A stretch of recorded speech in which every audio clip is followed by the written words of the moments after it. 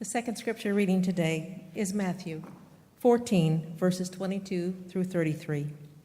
Jesus teaches the disciples a lesson in faith. Immediately, he made the disciples get into the boat and go ahead to the other side while he dismissed the crowds. And after he had dismissed the crowds, he went up to the mountain by himself to pray. When evening came, he was there alone.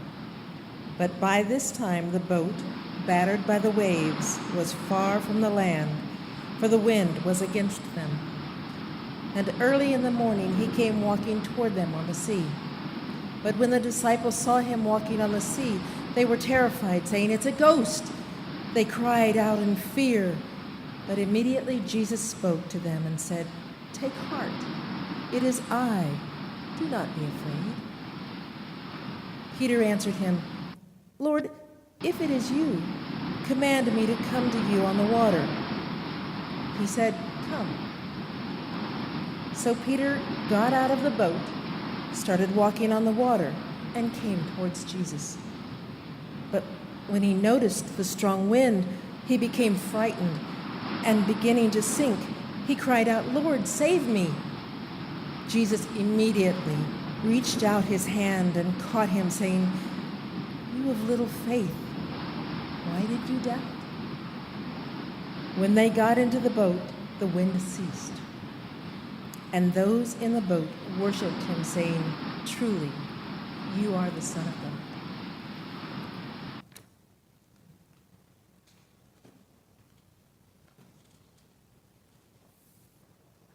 I remember that day in the 5th grade, the day of the Summersville grade school spelling bee, running home from school to find my mom, as she always was, waiting on the front steps.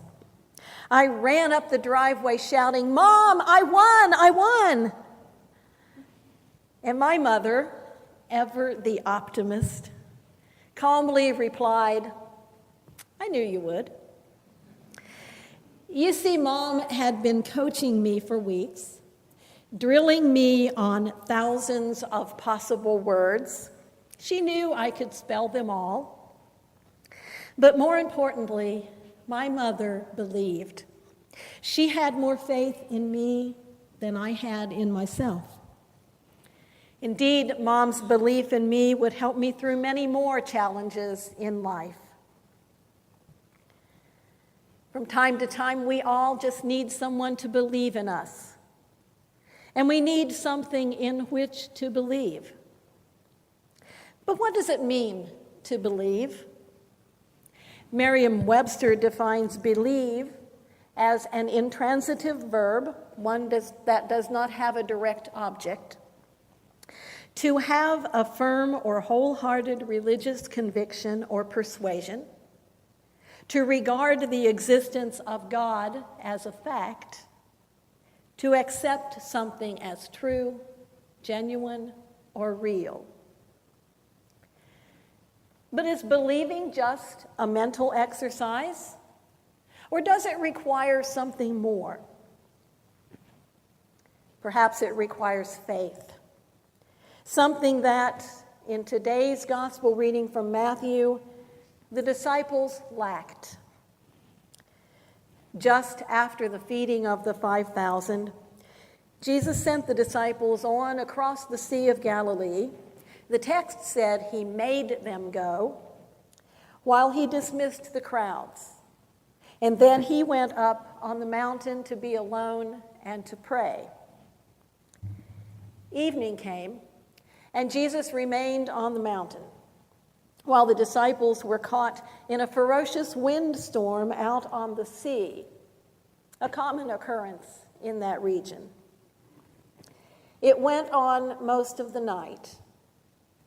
Early the next morning, and the Greek literally says the 4th watch of the night, somewhere between 3 and 6 o'clock in the morning, while it was still dark, Jesus came walking toward their boat.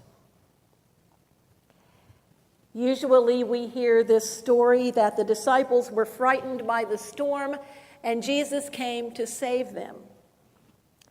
This text doesn't say they were afraid of the storm. But when Jesus came walking toward them, then they were terrified.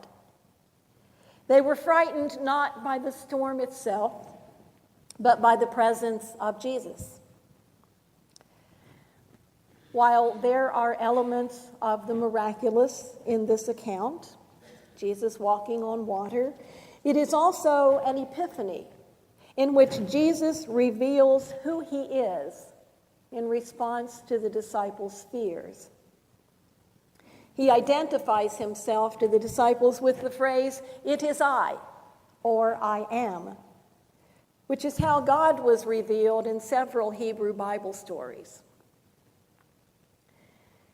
The disciples are not sure it is Jesus. They think it is a ghost. And Peter, being Peter, is the one to speak up as if testing Jesus. "Lord, if it is you, command me to come to you on the water." Now, Jesus never promises Peter that he can walk on water.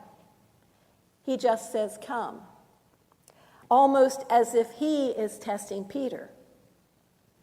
And of course, Peter's attempt fails.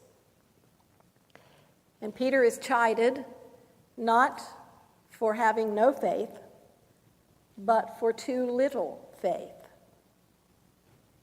In the original Star Wars film, now called Episode 4, we meet an old Jedi warrior named Obi-Wan Kenobi, who takes young Luke Skywalker under his wing and teaches him the basics of using the Force, a type of spiritual power that permeates and controls the universe, in his fight against the evil empire.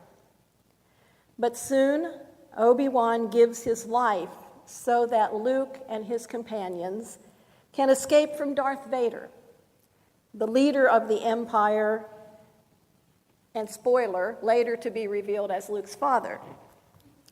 In the next film, The Empire Strikes Back, Luke crash lands on a swampy planet where he meets a dwarf-sized, pointy-eared creature whom he learns is Yoda, the great Jedi master. Yoda becomes his new mentor and continues Luke's training in the ways of the Force. But when Luke is given the exercise of using the powers of the Force to lift his ship out of the swamp, he gives up in failure. Yoda encourages him to try again, but Luke declares that it is impossible.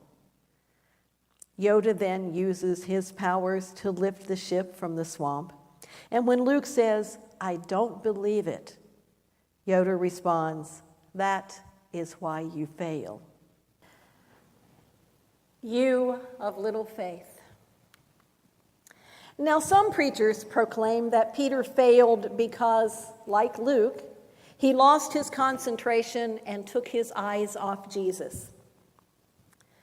But Fred Craddock, in a sermon on this passage, sees a deeper meaning.